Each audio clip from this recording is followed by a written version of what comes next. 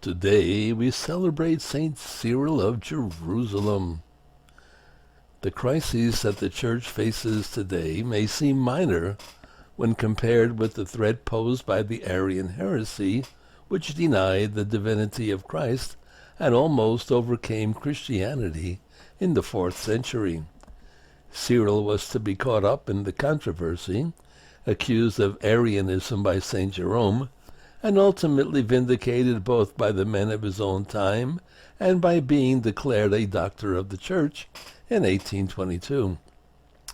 Raised in Jerusalem and well educated, especially in the Scriptures, he was ordained a priest by the Bishop of Jerusalem and given the task during Lent of catechizing those preparing for baptism and catechizing the newly baptized during the Easter season.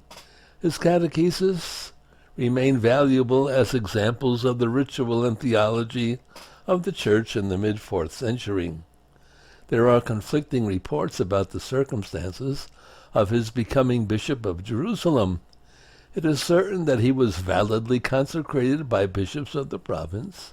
Since one of them was an Arian, Acacius, it may have been expected that his cooperation would follow.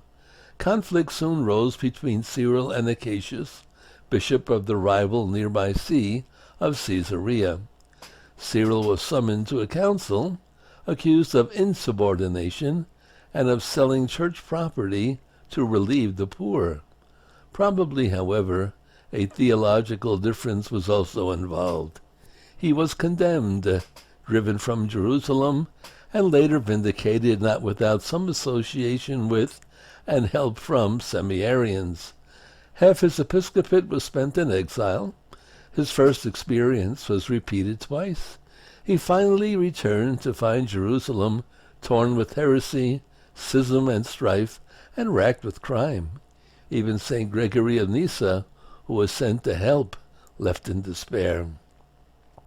They both went to the Council of Constantinople, where the amended form of the Nicene Creed was promulgated in 381. Cyril accepted the word consubstantial, that is, Christ has the same substance or nature as the Father.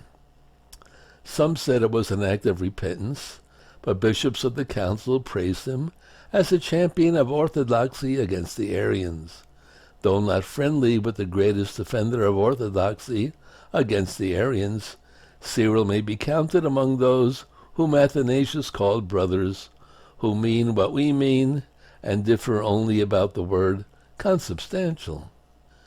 Saint Cyril of Jerusalem, a man who did it all for the Lord all the way back in the 300s. Go and do likewise.